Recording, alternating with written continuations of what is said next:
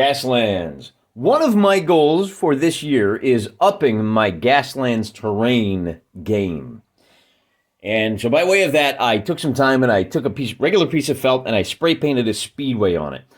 After a couple of test runs, realized there were a couple of issues with this particular terrain setup. One, it's very flat, it lacks visual appeal.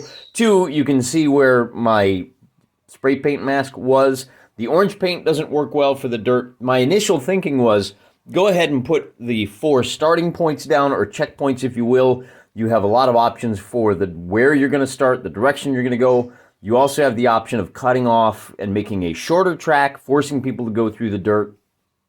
You can declare that the inside, there's a term for this. I'm not a race car fan. The inner park, you could use terrain to make that just a regular battleground. So you have some possibilities here. You have some potential, but it didn't quite work that well. However, I'm not a bad experience. I learned a lot from it.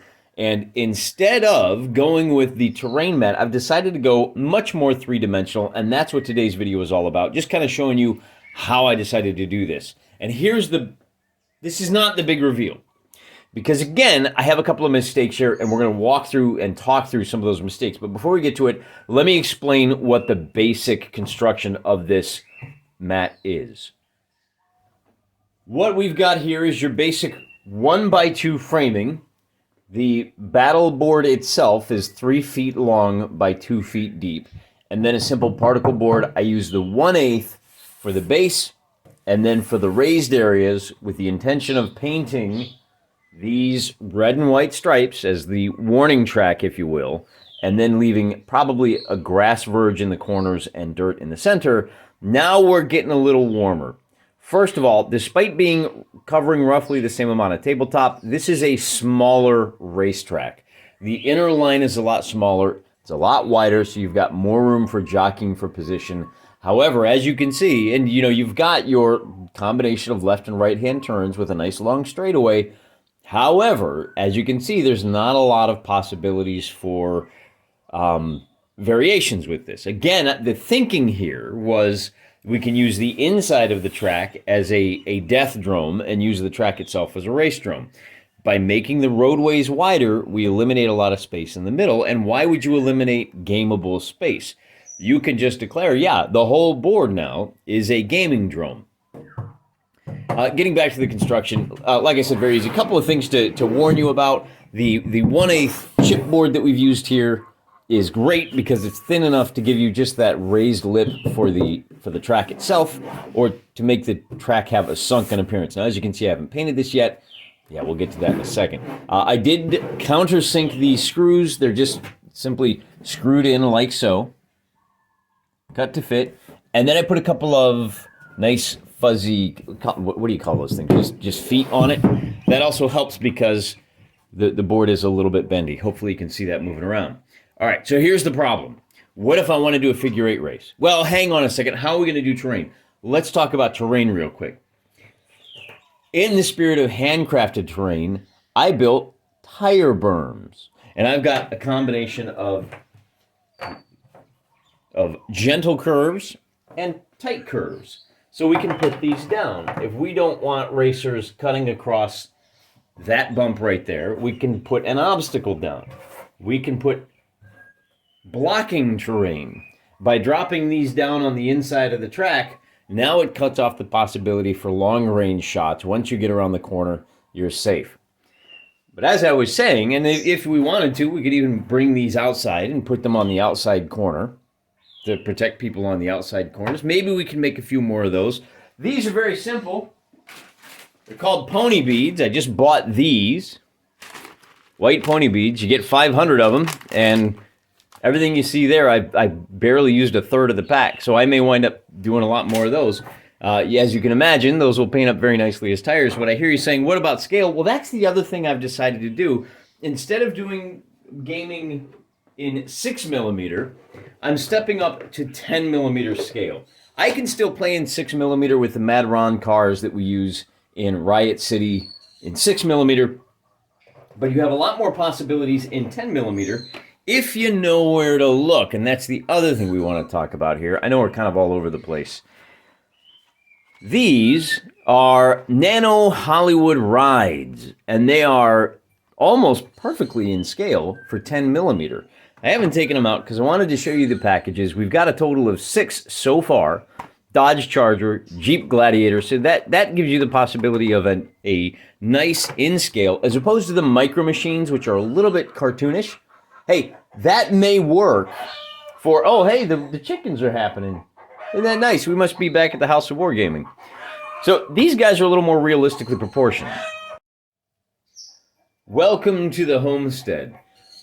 But what about motorcycles? That was another issue I was concerned about, and I was concerned about having some genuine terrain to put in here. One of the nice things about these cars, which are largely in 10 millimeter scale, is that you have a lot of possibilities for doing bunkers. If you go over to Pendraken Miniatures, you can get World War II concrete bunkers. They're about 3x3, which would make them, this circle here is about 4x4. So those 10 millimeter bunkers are perfectly in scale with the cars. They'll cover about that much space. If you want to go with more of a county festival, county fairgrounds, low rent arena, you can go with the Vietnam with the heavy sandbags. I'll try to remember to throw up a couple of images, just screen grabs here. Or you can go with, these are sci-fi barrels that I got from Coruscant Miniatures. They're a little oversized compared to these cars, but maybe a little undersized.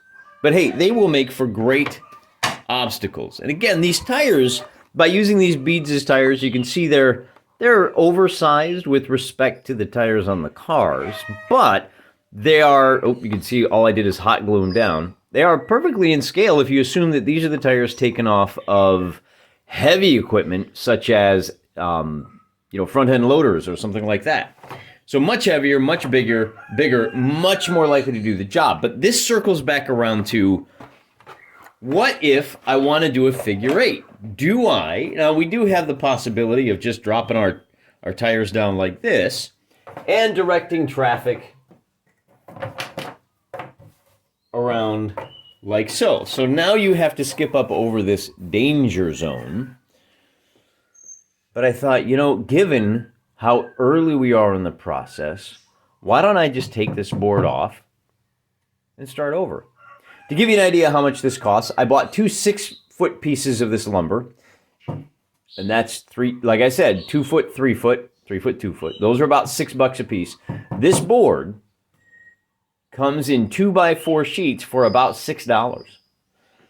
This center line is the cutoff from that end, I don't know which end, maybe it's that end, from that end. So for one sheet, you get all of this nice, it's not a lot of relief, but it's enough to make a difference. And then I just wood glued it all together, screwed it together, and likewise, the corner is just, I actually used, I think these are drywall. Got a little bit of splittage, but that's not the end of the world. That's the setup. Now, the other issue is, how about checkpoints? Before, I painted those checkpoints in hard and fast. There's no way to move them around. All right, well, how to do motorcycles, how to do checkpoints, and how to do some nice 3D terrain in the 10 millimeter scale were all solved by Drop Zone Commander. Here are the 3 products, and there's actually 4. Let me show you a couple of things that you can use for your half-scale Gaslands vehicular carnage.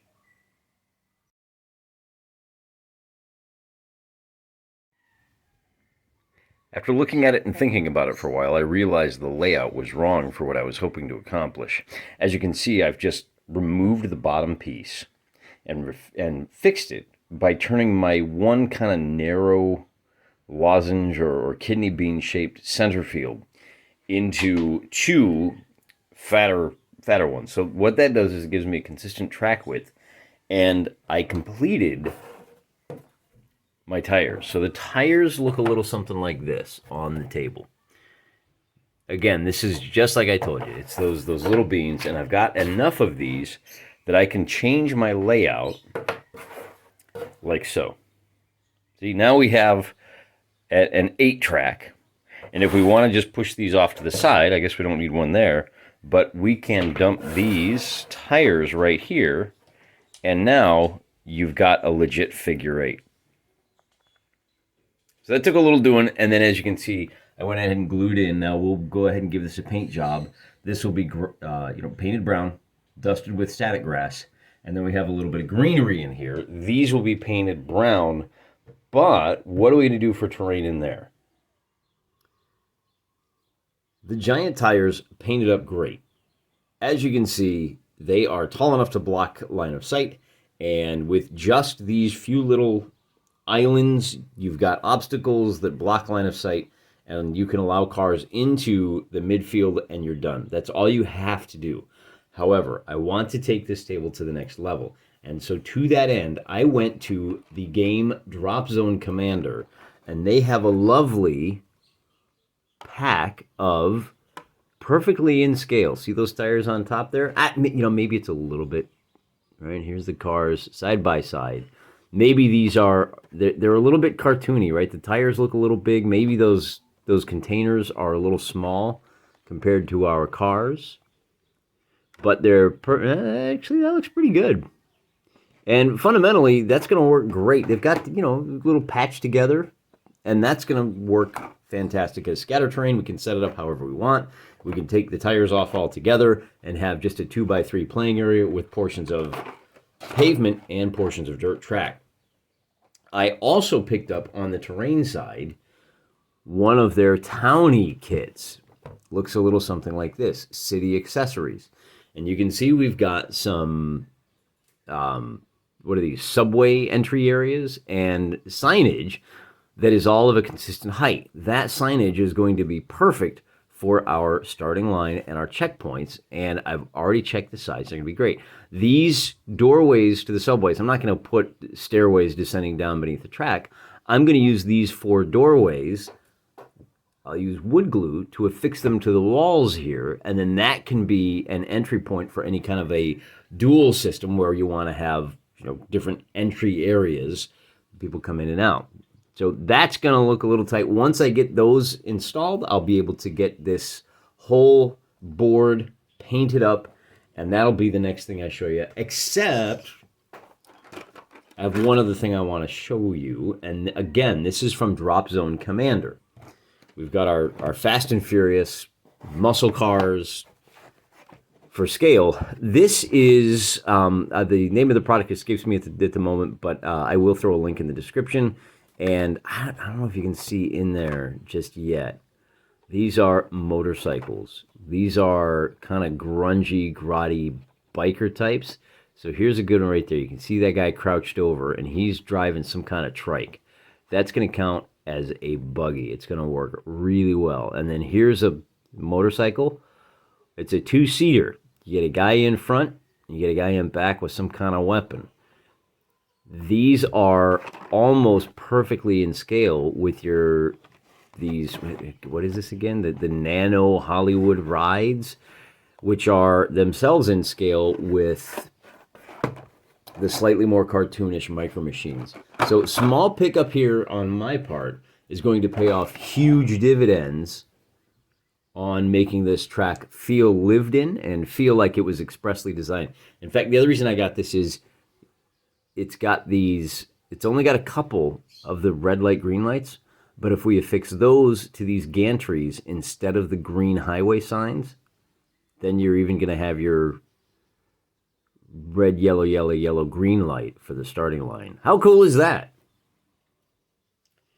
I'm going to go ahead and stick a fork in this video so I can show you guys what I'm working on. And this project is kind of a slow burn background. Whenever I've got time to work on it, it's a little bigger one piece than usual, so it can't sit out on the desk. It lives out in the garage, and on the weekends when there's enough light, that's when I work on it. And hopefully, before the end of the month or before the end of next month, we'll be able to get it all painted up, and we can show you how good your Gaslands terrain can look with just a little pre-plotting, a little pre-planning, and a little bit of carpentry. Till next time, I'm praying for you.